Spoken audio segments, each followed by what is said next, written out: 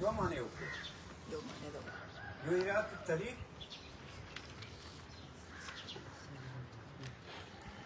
ایو دلالت موصله. نو معنا په یوه ده، هدایت دلالت ته وایي. خو کله کله داسې دا هدایت چې دلالت رهنمایي ته وایي، دې متعلق کله واسطی او کله زول واسطی. هدایت معنی دلالت او رهنمایي. اوس رهنمایي چې کیا مقصد ته، واسطه یې لار ده، او مقصد چې ده ای زول واسطه ده. نو کله کله داسې چې د هدایت نسبت واسطې ته کېږي، ځکه چې د هدایت کمزوری، ضعیف وي، قوي نه وي، نو بیا نسبت واسطې ته کېږي چې واسطه به استعماله. نو بیا ترجمه کوي ایرات الطریق، یعنې ښکارول د لارې دي چې هغه لاره رسوي مقصد ته ته بشرط سلوک. کله چې ته وچلئ شرایط غواړي، کله کله داسې چې نسبت مقصد ته کوي. څه مطلب ده؟ د وجې د قوت دلالت نه، دا دلالت قوي وي، دا رهنمایي قوي رهنمایي. چې ته هدایت کوې خلکو ته، نو قوي هدایت کوې. چې قوي هدایت کوې بیا خو لاس نه نیسې، عین مقصد ته به رسې. دا قوي رهنمایي ده. ناصر الله صاحب هدایت په یوه معنا ده، خو صرف هدایت رهنمایي ته وایي، خو صرف دومره ده چې معنا خو یوه ده، خو کله متعلق واسطی له وجې د ضعف نه، کله متعلق زور واسطی له وجې د قوت نه. نو هدایت رهنمایي ته وایي. او رهنمایي بیا لارې کې، بیا به لارې نه بعد ته مقصد ته رسي. نو که دا هدایت رهنمایي ضعیف و، بیا واسطې سره مو نسبت، بیا تعلق له واسطې سره وي، واسطه به بیا استعماله. ځکه چې هدایت ضعیف ده، نو ایرات الطریق بیا به هدایت نسبت کیا واسطې ته، بیا به ایرات الطریق کیا، یعنی لار به ښکاره، بیا به شرایط ورسره وایي چې ته به یې چلوې، بیا به بسه مقصد ته رسي. کله داسې چې هدایت قوي وي، رهنمایي قوي وي، بیا قوت له وجې نه واسطې ته ضرورت نشته. اگر که نفس الامر کې به بیا واسطه وي، لار خو به وي پکې، لارې باندې به تللي، خو چونکې دا هدایت او رهنمایي قوي ده، نو دا واسطه یې کلا واسطه ده. نو هادي لګي، دا رهنمایي کوي، داسې رهنمایي کوي الموصلة الی المطلوب، چې خپله د مقصد ته رسي له وجې د قوت نه. ولې هادي ته لاس نه نیسي، په لارې دې روانې، بیا یې دې عین مقصد ته دې رسوي. اوس اوله معنا دا د اهل سنت وه، دویمه معنا د معتزله وه. چوک یې عکس وایي، چوک اوله معنا معتزله ورته نسبت کوي، دویمه معنا بیا اهل سنت ته نسبت کوي. اوس دې نه بعد غرض د شارع دا ده چې دی په دواړو مذهبونو باندې اعتراض کوي. ای دا اعتراض محمول ده په حقیقت باندې، یعنې چې هر فریق دا دعوه ولري چې هدایت دا معنا حقیقي ده، بیا پس اعتراض کوي. که یو فریق دا دعوه ولري چې زما معنا مجازي ده، بیا و اعتراض نه کوي، په یوه ځای حقیقي بلکې و مجاز استعمالوي. دا شارع دواړو فریقو باندې اعتراض کوي. دا اعتراض په دې بنا ده چې هر یو دعوه د حقیقت ولري. چې اهل سنت وایي چې د هدایت په ایرات الطریق کې حقیقت ده، مجاز نه ده. او معتزله وایي چې د هدایت په ایصال الی المطلوب کې، یعنې په مقصد رسولو کې دا حقیقت ده، بیا پس اعتراض واردېږي. که یوه فریق دا تنزل وکړي، قطع شي او دا وایي چې ما والا معنا مجازي ده، بس بیا خو نشته اعتراض. ځکه یوه معنا به حقیقي شي، بله به مجازي شي، دې کې خو څه تعارض نشته. ځکه مجاز نه منافي حقیقت سره، هغه چې دواړه حقیقت کې بیا پسه منافات. اوس اعتراض دا کوي والاول منقوض بقوله تعالی واما ثمود فهديناهم فاستحبوا العمى على الهدى. دا معتزله باندې اعتراض کوي. ته معتزله تاسو وایو چې هدایت دلالت موصله ته وایي، یعنی هدایت هغه راهنمایي ته وایي چې واسطې ته ضرورت نه، بلکې دا راهنمایي بذات موصوفی په ایصال سره اته رسوي مقصد ده. اگر که نفس الامر کې واسطه شته خو ذکر ته ضرورت نشته، ځکه دا دلالت کې هدایت کې قوت ده. نو قوت له وجې نه دا داسې راهنمایي ده چې په خپله تا رسوي الموصله، دا ته په خپله رسوي مقصد ده. اگر که نفس الامر کې واسطه شته مقصد ته خو به پسه رسېږي چې لارې باندې روان شي ویې چلوي یو پسه مقصد ته رسي. خو چونکې هدایت کې قوت ته هادي ډېر غم کوي تا سره، ډېره ستړې کوي، لاس نه دې ونیسي لارې باندې دې هم روانوي عین مقصد ته دې رسي. دې وجې نه ډېر اهتمام له وجې نه دلته واسطه نه ده ذکر کړې. نو هدایت چا ته وایي؟ دلته موصله ته وایي، یعنې دا هدایت په خپله دا راهنمایي په خپله تا رسوي مقصد ته، چې دا رایه د معتزله و. په دې باندې اعتراض کوي. دا اعتراض د طرف د اهل سنت نه ده.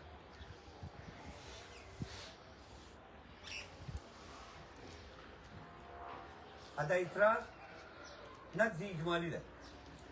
نقض اجمالي دا معنا چې ګوره د تا والا مدعا متخلفه ده، په یو مقام کې متخلفه ده، هدایت شته دی د تا والا معنی نشته. دا نقض اجمالي ده. اجمالي نه قضا ده که نه چې ته اعتراض وکړې په مدعي باندې چې ګوره که دا دلیل دی، په دې مثال کې هم دا دلیل تاول جاري ده او مدعا دی نشته. دلته کوم هدایت شته په دې مثال کې اته ولا مدعا نشته چې ته وایې چې هدایت دلالت موصله ته وایي، دا خو نشته. اوس اعتراض حاصل دا ده چې تاسو وایئ معتزله وو چې هدایت دلالت موصله ته وایي، یعنې داسې راهنمایي ته وایي چې بذات ته رسوي مقصد ته، واسطې ته ضرورت نشته چې لار دا چلول د لارې. که دا معنی وي بیا اما ثمود فهديناهم بیا خو دلته هم دا معنی وبالتالي باطل دلیل ملازمه. ځکه خو تاسو وایئ چې هدایت دا معنی دلته موصله چې دا دلالت راهنمایي ته خپله رسوي مقصد ته. نو تاسو وایئ چې هدایت دا معنی ده چې دا هدایت په خپله متصف ته په ایصال. نو خو دلته هدایت ته اما ثمود فهديناهم کې نو خو دلته هم دا معنی والتالي باطل، تالي باطل ده. اما ثمود فهديناهم کې دا معنی غلطه ده چې ایصال معنی وکړي، ځکه بیا خو دا معنی اما ثمود فهديناهم هر چې ثمودیان فاوصلناهم موږ مقصد ته ورسول، ایمان باندې ایمان مقصد هدف ته مو ورسول. فاستحبوا العمى على الهدى بیا دوی ګمراهي خوښه کړه په ګمراهي یې خوښه کړه په هدایت بدل شو. نو ګوره دلته دا معنی غلطه ده چې ته وایې اما ثمود فهديناهم ثمودیان موږ ورسول مقصد ته، بیا فاستحبوا العمى على الهدى بیا دوی ګمراهي مختاره کړه په هدایت. دا غلطه معنی ده، ځکه چې ولې ورسي مقصد ته بیا خو نه راځي عامې په دلاله، بیا خو رسېدلي دي، بیا عامې چېرته راغله چې دوی بیا خوښه کړه ګمراهي په هدایت باندې. هدایت خو دوی حاصل کړ، زړونو کې کېناسته، چې کېناسته بیا څنګه فاستحبوا العمى على الهدى بیا دوی خوښ کړي دلالت په هدایت باندې. دا غلط، دا اعتراض کوو.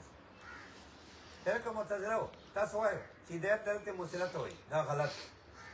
ولې که هدایت دلالت موصله ته وایي چې دا د هدایت ته خپله رسوي مقصد ته، بیا خو به اما ثمود فهديناهم کې هم دلالت موصله ته وایي والتالي باطل دلیل د ملازمې خدا هدایت ته. التالي ولې باطل؟ ځکه بیا اما ثمود فهديناهم دا معنی چې هر څه ثمودیان دي فاوصلناهم موږ مقصد ته ورسوو، او دا معنی خو غلطه ده. ځکه رب فرمایي فاستحبوا العمى على الهدى بیا دوی هم یې مختاره کړه په هدایت. څنګه هم یې مختاره کړه په هدایت چې ورسېدې هدایت ته، خو هدایت خو یې جیب ته واچاوه، جیب کې پروت ده، زړونو کې پروت ده، بیا څنګه هم یې راغله په هدایت باندې مختاره کړه. لہذا دا معنا دلته غلطه ده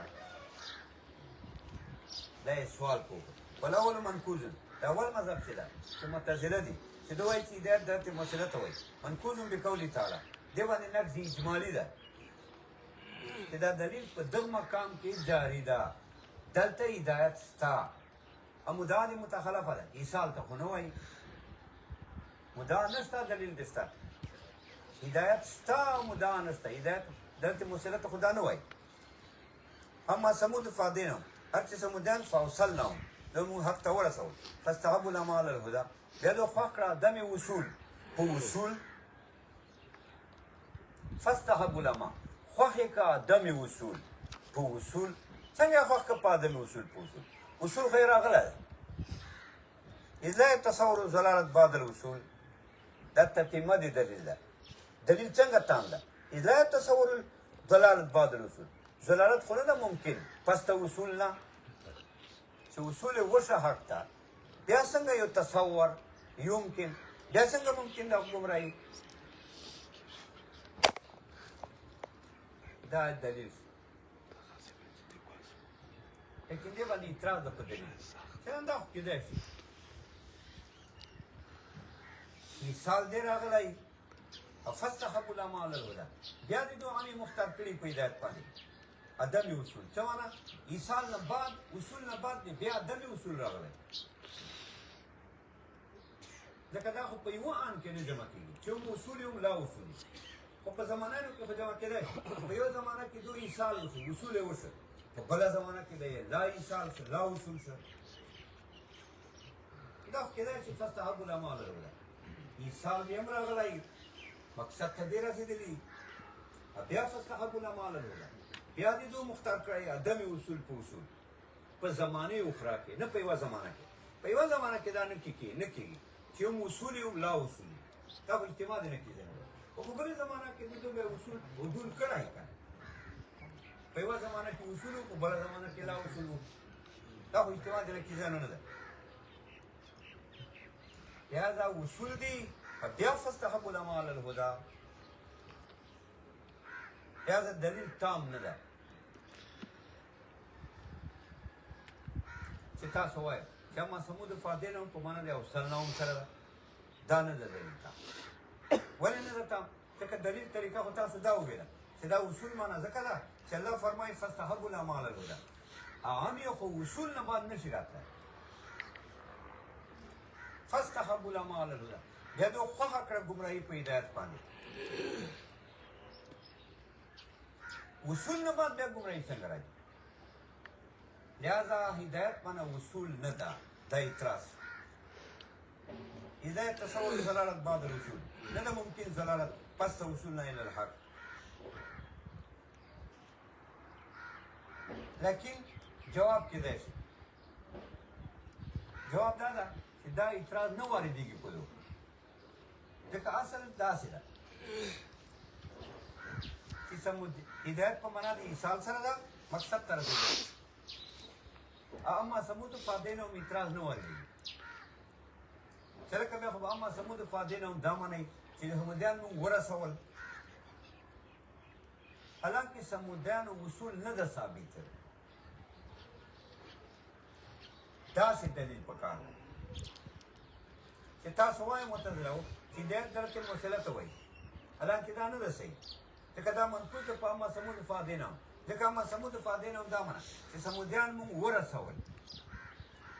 حالانکه ثمودیانو ایمان نه ده ثابت اصول یې نه ده ثابت لہذا هدایت په معنا د ایصال سره غلط ده داسې دلیل چې ووایي بیا دا اعتراض ټیک شو او دا دلیل چې فاستحبوا العمى على الهدى دا نه ده ټیک ځکه چې دلیل خو دا ده چې ثمودیان موږ ورسول بیا څنګه دو ګمراهي مختاره کړه په هدایت دا اعتراض نه ده صحیح ځکه دا کېدای شي چې اصول دې راغلی بیا دې ګمراه شوي نه نه اصل داسې ده چې ثمودیان فادینهم موږ ورسول مقصد ته حالانکه ثمودیانو ایمان نه ده ثابت لہذا هدایت په معنا دلته مسله سره غلط شو والثاني منقوذ بقوله تعالى انك لا تهدي من احببت دوم معنا اراده الطريق چې دا اهل سنت معنا وه په دې اعتراض ده چې لکه تاسو وایو چې هدایت ایراد الطریق ته وایي نفذ اجمالي ده که هدایت ایراد الطریق ته وایي بیا انک لا تهدی من احببت دا و بیا ایراد الطریق ته وایي والتالي باطل تالي خو باطل ده ځکه انک لا تهدی من احببت خو بیا دا معنا ده چې ته ایراد الطریق نشې کولی دا غلطه معنا ده ځکه انبیا خو راغلي ایراد الطریق باندې وثاني منقوذ بقوله تعالی دوم مذهب چې ده چې دو وایي چې هدایت ایراد الطریق ته وایي دا منقوذ ده په دې قول رب انک لا تهدی من احببت دا نفذ اجمالي شو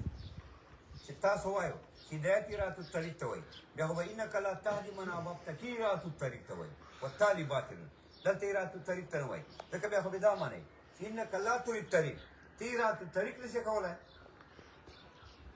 حالانکه انبیا خو راغلي ایراد الطریق باندې وثاني منقوذ دوم منقوذ ده بقوله تعالی انک لا تهدی من احببت فان النبي صلی الله علیه وسلم کان شانو نبی صلی الله علیه وسلم او هر نبی کان شانو ایراد الطریق هغه شان ایراد الطریق ته صفت ایراد الطریق ته یا دا معنا نه شوټي نو ایراد الطریق معنا غلطه شو نو ګوره په معتزله و اعتراض وشو او په دو اعتراض وشو په اهل سنت اعتراض وشو په دا اعتراض پسه کېږي چې دواړه دوا وکړي چې دا حقیقي معنا ده چې معتزله وایي چې مونږ والا معنا حقیقي ده او اهل سنت وایي چې مونږ والا معنا حقیقي ده د پسه اعتراض کېږي که یو تصریح وکړي چې ما والا معنا مجازي ده بیا خو نشته اعتراض بس یو حقیقي ده بل مجاز ده دې کې څه تعارض ده دې کې خو هېڅ تناقض نشته چې یو سړی دا ولري چې ما والا معنا حقیقي ده بل دا ولري چې ما والا معنا مجازي ده دې کې تقابله ټکره نشته نه نه پسه دا مقابله ده پسه دا اعتراضونه دي چې هر یو دعوه وکړي چې معنا حقیقي ده نو په هر یو اعتراض راغلی چې لکه تاسو وایي دلته هدایت دلته موصله ته وایي دا معنا حقیقي ده نو ما سمود فادې نام کې خدا نه ټیکېږي ځکه سمودیانو خو ایمان نه ده ثابت تاسو وایي معتزله چې هدایت دلته موصله ته وایي هغه رهنمایي ته وایي چې تا مقصد ته ورسې بیا خو ما سمود فادې نه هم دا معنا ده چې موږ دو مقصد ته ورسول حالانکه دا معنا غلطه ده ځکه سمودیانو ایمان نه ده ثابت دو باندې اعتراض راغلی په یو اعتراض راغلی چې تاسو وایو چې هدایت ایراد الطریق ته وایي تاسو وایي دا معنا حقیقي ده نه وایي ایراد الطریق ته انک لا تهدی من احببت کې هم به بیا دا معنا وي چې هدایت ایراد الطریق ته وایي بیا خو انک لا تهدی کې معنا ده چې ایراد الطریق دا معنا غلطه ده چې انک لا تهدی ته ایراد الطریق نشې کولی ایراد الطریق خو کوي ده ټول انبیا ایراد الطریق په دواړو اعتراض راغلی چې هر یو دعوه د حقیقت ولري که یو دعوه د حقیقت لري بل مجاز فلا تعارض هیڅ تعارض نشته والذي يفهم من كلام المصنف في حاشية الكشاف وأن الهداية لفظ مشترك بين هذين المعنيين دا والذي يفهم من كلام المصنف في حاشية الكشاف جنا مقصد تهذيب سارے تهذيب جواب ده دواړو اعتراضونه نه په دواړو مذهبو په دواړو مذهبو اعتراض وکړ هغې نه دا جواب کې یو کار دا کوي بل مقصد دی علامه محاکمه ده جواب خدا کوي څرنګه دا هدایت خو لفظ مشترک ده کوم مشترک ده مشترک لفظي مشترک لفظي چاته وایي چې ډېرو معنو پاره وځي په مستقلې وضع سره یوې معنی پاره وځي آی معنا حقیقي بلې معنی پاره وځي آی معنا حقیقي دې ته اشتراکي لفظي وایي چې ډېرو معنو پاره وځي په مختلفو اوضاعو سره هره معنا بلې نه مباینه وي هره معنا بلې نه جدا وي وضع دوی دې ته اشتراکي لفظي وایي اشتراک معنوي چاته وایي چې لفظ وضعي لپاره د مفهوم کلي خو دا مفهوم کلي بیا متعدد الافراد دي یعنې مفهوم کلي خو بیا په ډېرو سادي دا ته مشترک معنوي وایي لکه انسان مشترک معنوي ده حیواناتیک ته وایي یوه معنا یې ده یوه معنا کلي ده خو دا بیا متعدد الافراد ده دا مفهوم حیواناتیک هغه به په ډېرو افرادو سره ته یې زه یم بل دا بل دنیا ده دې ته اشتراک معنوي وایي نو مشترک دا جواب دا کوي چې دا مشترک لفظي ده یعنی دواړو لپاره وضع ده یوه حقیقت ده بل حقیقت اوس اعتراض پیدا شو چې لکه مشترک لفظي شو یوې لپاره حقیقت شو بلې لپاره حقیقت شو اشتراک لفظي راغی د دې اشتراک لفظي باندې قرینه څه ده چې ته مشترک لفظي استعماله یوې معنی پر وځي بلې پر وځي قرینه بیا څه وایي قرینه یې دا ده چې کله دا هدایت بذات متعدی بذات متعدی لکه اهدنا الصراط المستقیم مفعول ثانی ته دلته معنا ایصال للمطلوب ده دا بیا دغه معنا کی مراد ده کله معنا کله د متعدی په واسطه لام یا اله سره بیا د بل معنا کی مراد ده چیرات الطریق ته بس خلاص شو دواړو کې د حقیقت شو دواړو کې تعارض نشته یوه معنا کی بل معنا کی تعارض نشته ځکه چې یوه معنا مراد کې بل بني په قرینه له وجې به ته یوه معنا مراد کې بل بنه مراد کې ادا قانون په مشترک لفظي کې ده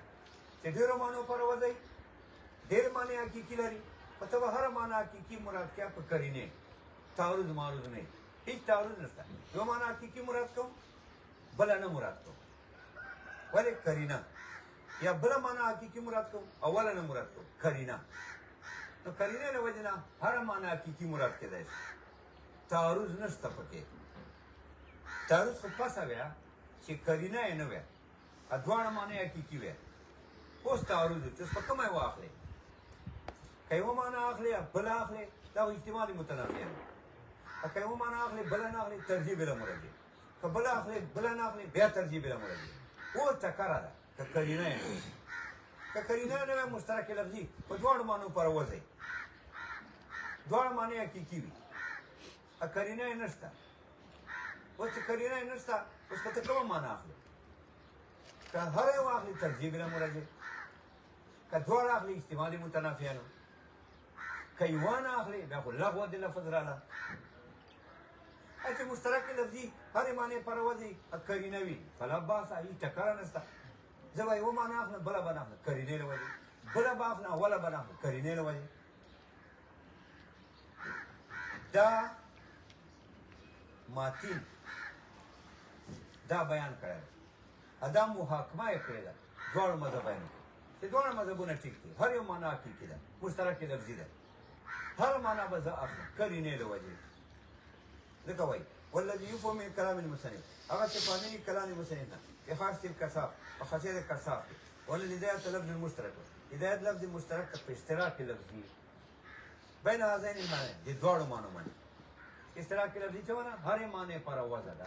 هر کې حقیقت ده هر کې حقیقت ده دا خو جمع بین المتنافیان نه جمع بین المتنافیان نه ده چې تاره او معنا کې کېږي ځکه زه دا هر یو معنا کې کېږم اجتماعي متنافیانو نشته ځکه زه به یوه اخلم نه بله په قرینې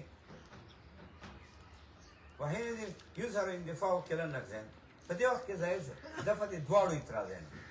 ويرتفع الخلاف من البين وشت خلاف مننا خلاف هو ته لکه دواړو کې حقیقت کوي چې دواړو کې حقیقت کو څه تعارض ده په یو و معنا ما کې کړه دوه ما کې کړه دواړه ما کې کړه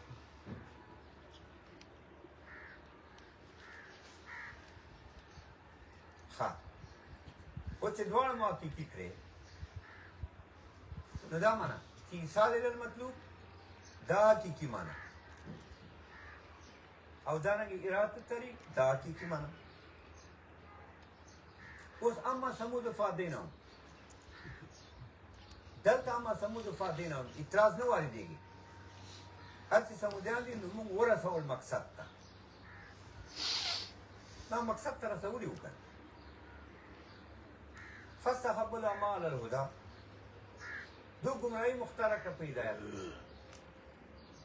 او دا ټیک ده چې انسان یې وشي بیا ګمراه شي په دومې زمانې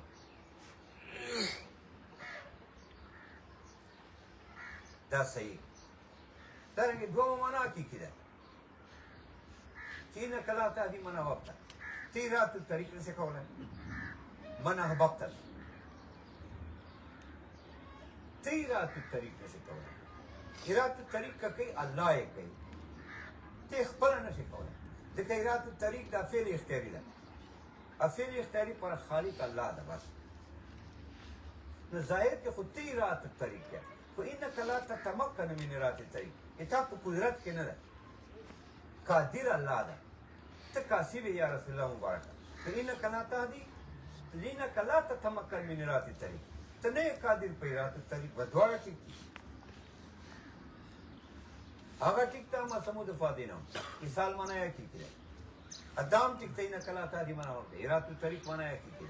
دوړه کیږي خدا معنا دا چې انک لا تتمكن من رات الطریق ته قادر په رات الطریق نه اته قدرت کې نه ده قادر په دې باندې الله ده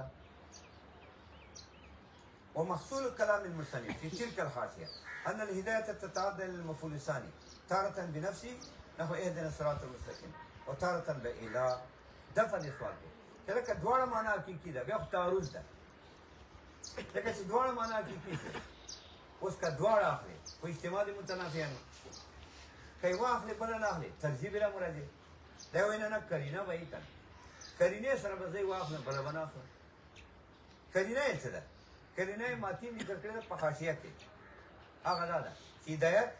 دوه مفعول ته کله بذات متعدی لکه اهدنا الصراط المستقيم کله په واسطه اله متعدی لکه والله یهدی من یشاء الى صراط مستقيم نو من یشاء مفعول اول ده الى صراط مستقيم مفعول ثاني ده ان هذا القران يهدي الناس للتي يهدي للتي يقوم ان هذا القران يهدي الناس ده ناس مفعول اول ده للتي يقوم ده مفعول ثاني ده واسطه لام سره بس بذات متعدی به معنی ایثار ده اچھا په واسطه سره متعدی به معنی راست طریقه ذکر ویل محصول كلام المصنف في تلك الحاشيه حاصل كلام المصنف بلي حاشيه كده انا الهدايه تتعدى للمفعول الثاني هدايه متعلقه کی دو مفعول ده تارة بنفسي كلا فلا نحو اهدنا الصراط المستقيم صراط المستقيم مفعول ثاني ده وتارة بإله كلا إله سر نحو والله يهدي من يشاء ده من يشاء مفعول اول إله صراط المستقيم مفعول ثاني وتارة باللام كلا دو مفعول متعدي بواسطه لام سر نحو ان هذا القران يهدي للتي يقوم يهدي الناس للتي ده ناس مفعول اول للتي يقوم يغلالته چې مضبوطه لار دا مفعول ثاني ده فمنع على الاستعمال الاول ای معنی په استعمال اول باندې ایصال دا مقصد تر رسول ولا الثانيين ادا نور دوا طریقې چې لا لامي ایرات الطريق په معنی ایرات الطريق سواء الطريق هدانا سواء الطريق دا هدانا نام مفعول اول ده سواء الطريق مفعول ثاني ده اوس اعتراض ده ترکه سواء الطريق دا مفعول ثاني ده انا نام مفعول اول ده اما مفعول ثاني حملي په مفعول اول مفعول ثاني حملي په مفعول اول ادا حمل نه لکه ولې ځکه هدانا کې نه دا خو ذات ده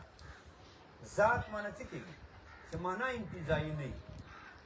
یو شی انتزاعي وي که نه لکه زه تا نه خوف منتزع که ذهن کې ته ما نه خوف منتزع کې ذهن کې یا ما نه محبت منتزع کې ذهن کې دا انتزاعیات چې وي چې خارج کې دي په تیک چینج کې په ذهن کې دې ته صرف وصف وایي ذات چاته وایي چې انتزاعي نه وي بس چې ذهن کې نه انتزاعي خپل وجود لري خارج کې یو انتزاعي کنه ذهن منتزع کوي چې ذهن نه چینج کوي بیا نه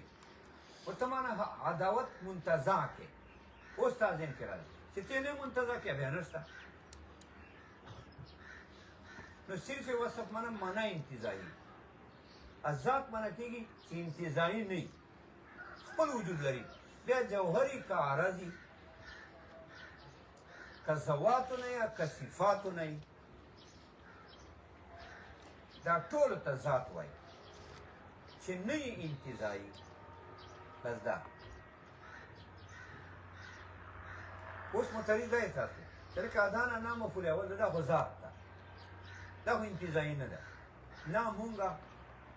دا خو زوات دي یعنې نه دي معنا انتزاعي سواد طریق دا خو معنا انتزاعي ده ځکه سوا مصدر ده برابروالی برابروالی مصدر ده مصدر خو انتزاعي هر مصدر انتزاعي ده ضرب انتزاعي ده لکه ته ولګېدې یو طالب دی وویله نو خالد کې خو ته یې او تا لاس ته او د بل سر ده او د تا لاس تماس بل سر سره ولګېدی خالد کې خو دغه شی ده او تا ذهن ته راغلی ضرب دا انتزاعي ده داسې نثر ضرب هر مصدر انتزاعي ده ما سره دې بسره واخیسته خو یو ته یو زه یو بسره ده یو بسره تا په سټ پرته ده وړې اډې ته بس دا دا نثر دا انتزاعي ده دا تا ذهن ته راغلی مدد نور خارج کې خو مدد نشته خارج کې خو دا شیان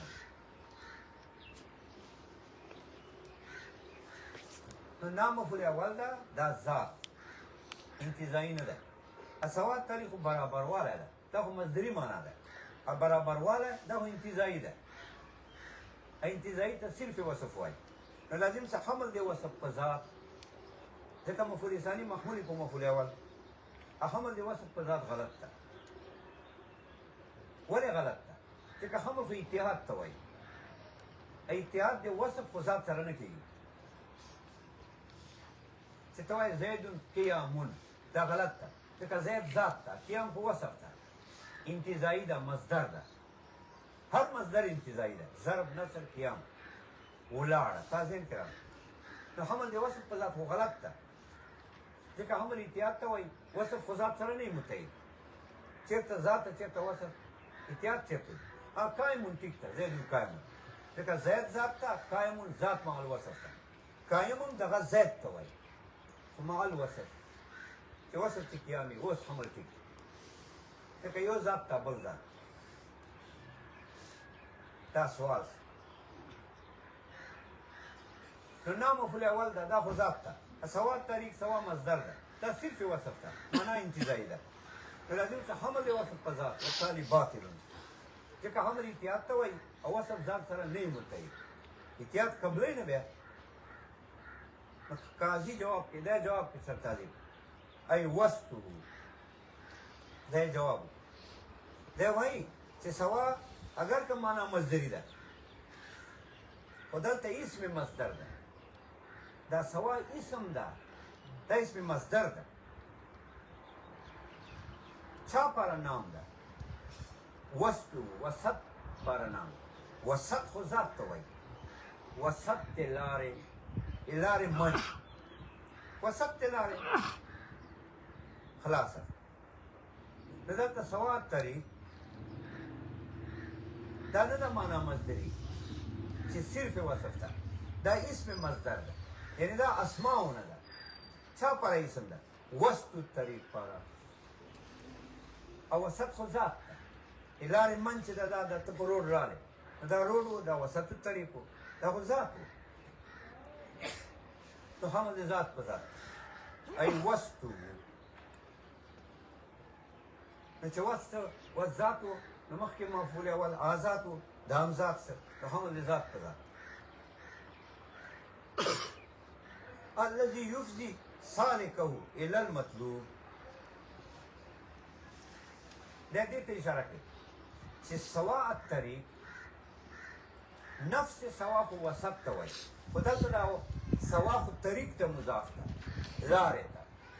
نو وسط ته لارې مراد ده خو چې لارې وسط مراد ده ټیک ته صرف سواء خو وسط ته وایي خو سواء الطريق خو لارې ته مضاف ده اوس وسط الطريق چا ته وایي الذي يفضي سالكه وسط الطريق هغه ته وایي يفضي سالكه چې روان سړي لره رسوي سالک معنا روان الذي يفضي سالكه چې رسوي روان سړی الى المطلوب البته مقصد ته خامخا ځکه وسط ته لارې دا په مقصد منتبه کی لارې چې کوم وسطي من دا عین مقصد ته رسېدلی چې کومې اطرافي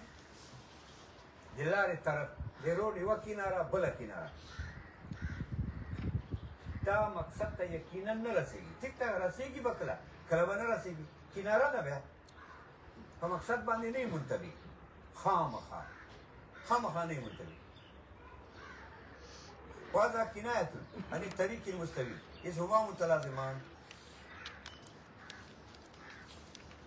والدفع دي سوال کی پہلے کہتا ہے جسے ترجمہ ہوگا سوا طریق وسط طریق لار منج دا وسط تا دا ترجمہ ہوگا کہ سوا طریق وہ ماندی وسط سر دا سوا اس میں مصدر دا مصدر نہ دا وسط پارا اسم دا اب بعض خلق ترجمہ کے لیے سوا طریق تو طریق مستوی سرا میرا سنگ ترجمہ ہے تیز ترجمہ کیا وسط طریق سرا اب بعض ترجمہ کی کو طریق مستوی سرا او وسط خو مصدر وسط سے دا خو اسم دا او مستوی دا خو مشتق تا دا خو مشتقات ہونا دا وسط خو اسماء ہونا دا دیکھو فرق تا نو اگر ترجمہ اکڑا دی سواد طریق پا وسط طریق سرا حتی ترجمہ بعض ترجمہ کرده دی سواد طریق پا طریقی مستوی سرا ایو اسماؤنا دا بل مشتقاتنا دا مستوی نو دا جواب کی دا وی دا سی مسئلہ دا وازا کنایتنا نی طریقی مستوی دا لازم و ملزوم دی ما پا لازم تفسیر کو چونکہ پا ملزوم تفسیر کئی اللازم مستلزم ملزوم لرا ملزوم نرازی بید لازم نا ملزوم بید لازم نا نرازی نو ما تعبیر پا وسط کو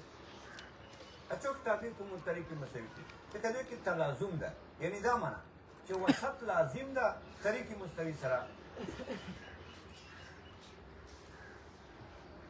ذکر بیرا واضح کنایتنا نی طریق مستوی دا وسط کنایه دا طریق مستوی نا کنایه تا توئی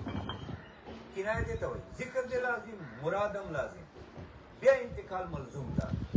یو دا ذکر دے لازم مراد تینا ملزوم دا مجاز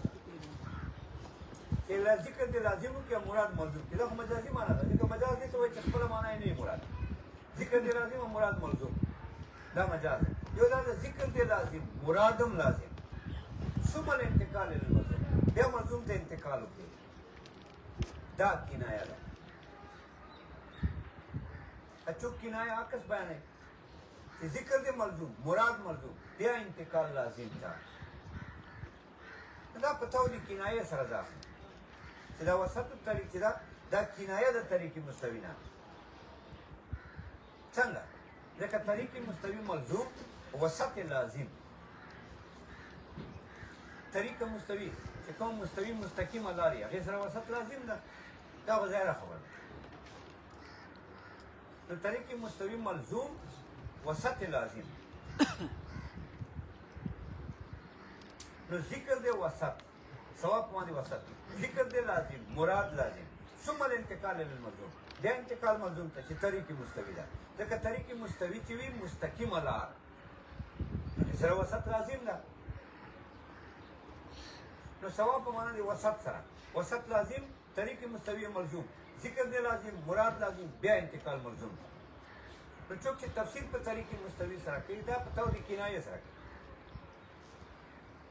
دې کې څه نقصان نشته او ما تفسیر په لازم وکړو چوک تفسیر په ملزوم کوي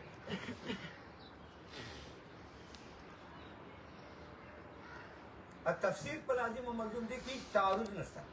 ځکه لازم نه انتقال ملزوم ته کېږي ملزوم نه انتقال لازم ته کېږي وهذا کنایه عن طریق مستوی دا وسط چې ده دا کنایه ده طریق مستوی نه اذ هما متلازمان ځکه دواړو کې تلازم ده تلازم دا معنا ده چې طریق مستوی ملزوم وسط لازم دلته دا معنا ده تلازم اصل تلازم کو لزوم من الجانبین ته وایي چې هر یو ملزوم لازمي دلته تلازم په معنا د لزوم سره یعنی وسط طریق لازم ده طریق مستوی ملزوم طریق مستوی سره لازم وسط تک خلاص ادا سره چې وسط سره لازم طریق مستوی ده وسط سره خو نه لازم وسط خو عام شاید وسط خو عام استعمالېږي. دې ته وسط وایي، دیوال ته وسط وایي، ډوډۍ ته وسط وایي. وسط خو عام استعمالېږي. البته طریق مستوي چې وي، مستوي لاره، مستقیمه لاره، هغې سره وسط لازم دی. نو زما متلازمان دواړو کې تلازم ده. تلازم په معنا د لزوم سره ده، یعنی وسط لازم ده، طریق مستوي ملزوم ده. وهذا مراد من فسره بالطريق المستوي والصراط المستقيم. دفع دې سوال دی. سوال دا چې لکه سوال طریق ته تفسیر په وسط وکړو، بعضې په طریق مستوي وکړو، نو دا تعرض نه ده، دا تعرض ده. دا وایي چې ما دا تحقیق وکړو چې تعرض ختم شو. ما دا تحقیق وکړو چې وسط لازم، طریق مستوي ملزوم، نو وسط کنایه ده طریق مستوي نه. دا سوال طریق کنایه ده طریق مستوي نه. نو یو لازم بل ملزوم، چې کله لازم ملزوم شو اوس تعرض ختم شو. ځکه لازم نه انتقال ملزوم ته ټیک ده، او ملزوم نه انتقال لازم ته ټیک ده. تفسیر په لازم بعضې کوي، بعضې تفسیر په ملزوم کوي، دواړه ټیک دي. ځکه لازم نه انتقال ملزوم ته صحیح ده، او ملزوم نه انتقال لازم ته صحیح ده. وهذا مراد من فسره. دا مراد دی هغه چا ده؟ کوم مراد؟ دا مراد چې دا وسط چې ده کنایه ده طریق مستوي نه، یعنی دا لازم ده، طریق مستوي ملزوم ده. دا تفسیر په وسط سره په دې طریقې چې دا لازم دی طریق مستوي ده.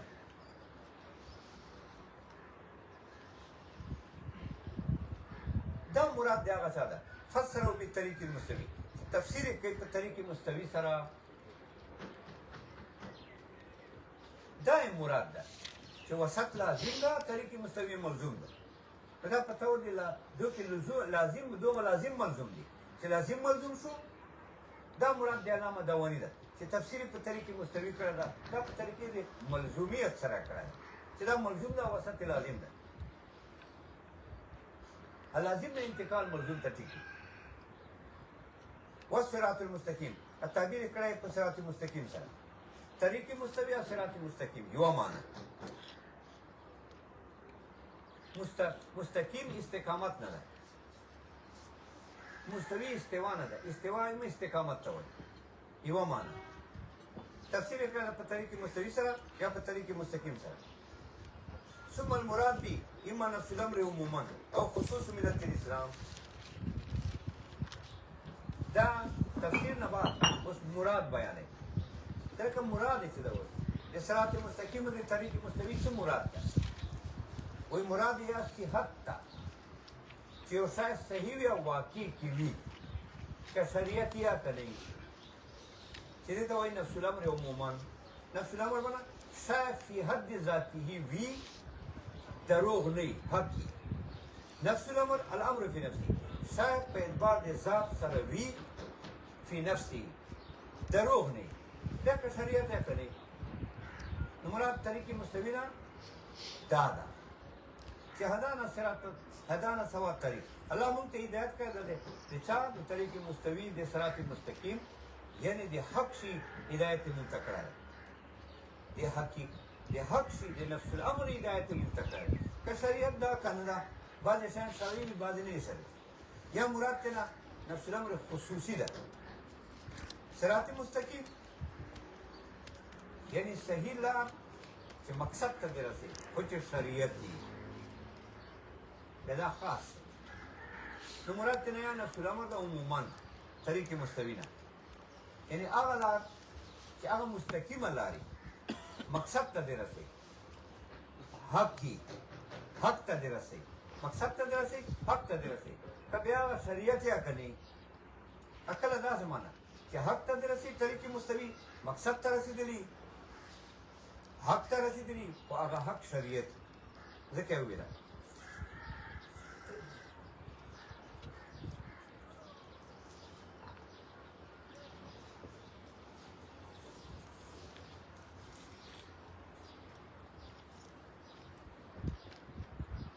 ثم المراد به یا مراد په طریق مستوي سره، په صراط مستقیم سره. هکلا استوا استقامت یو معنا هکلا اما نفس الامر عموما یا نفس الامر عام ان شیء فی نفسه عام د دینه که شریعت یا کنی او خصوص ملت الاسلام یا خاص کر ملت اسلامی نفس الامر څه معنا شیء فی نفسه چې شی په اعتبار د نفس ذات سره شریعت وي دا خصوص ملت الاسلام والاول اولى اوله معنا یا اولاده نفس الامر معنا عام معنا وکي چې شای حق وي یعنی کذب دروغ نه که بیا شریعت یا کني دا معنا چې دا حق ده ځکه دا منطق ته ورځي دا حق ده اگر که شریعت علم کلام ته ورځي دا حق ده شریعت ده بلې سره تعریف په علم کلام کې نن سبا چاپ ده هدي اما نفس الامر عموما یا مراد دې سره د صراط مستقیم سره یا نفس الامر د عام نفس الامر یعنی حق سره عام که شریعت یا کنی او خصوص ملت اسلام یا خاص کر دین اسلام چې دا حق او شریعت ده والاول اولا اوله معنی اولا ده چې نفس الامر عام معنی و که حصول البراءت ظاهره که کدی سره حاصلېږي براعت استحلال ظاهرا بلا تکلف ځکه براعت استحلال براعت اصل کې اظهار ته وایي براعت استحلال اظهار د نارې د رویت احلال براعت استحلال دا معنا براعت اظهار ته وایي براعت استحلال یعنی اظهار د نارې د رویت احلال دا براعت استحلال بل دا ظاهر نه کنه چې دا ته نفس الامر عام واخلې دا براعت استحلال بل داسې حق مسایلو نه باس کوي چې حقي رښتیا وي یا که اسلام نه وي لکه منطق او که اسلام وي لکه علم کلام دا معنی اولا ده ځکه دې کې برات استحلال ده ظاهر ده بالقیاس دا قسمه د کتاب په دې مسله دواړو قسمونه د کتاب ده چې منطق ته علم کلام ده اکه ته صرف اسلام واخلې یعنی سوا طریق مراد خالی اسلام واخلې هغه طریق مستوی چې اسلامي بیا هم برات استحلال شته دی ځکه علم کلام ته به اشاره ده هغه هم سوا طریق صحیح لار ده کنه علم کلام او شریعت ته دا ظاهر نه ده ځکه دواړو قسمونه د کتاب ته نه ده به اشاره کوي دا خو منطق ته اشاره نه راځي خالی علم کلام ته اشاره راځي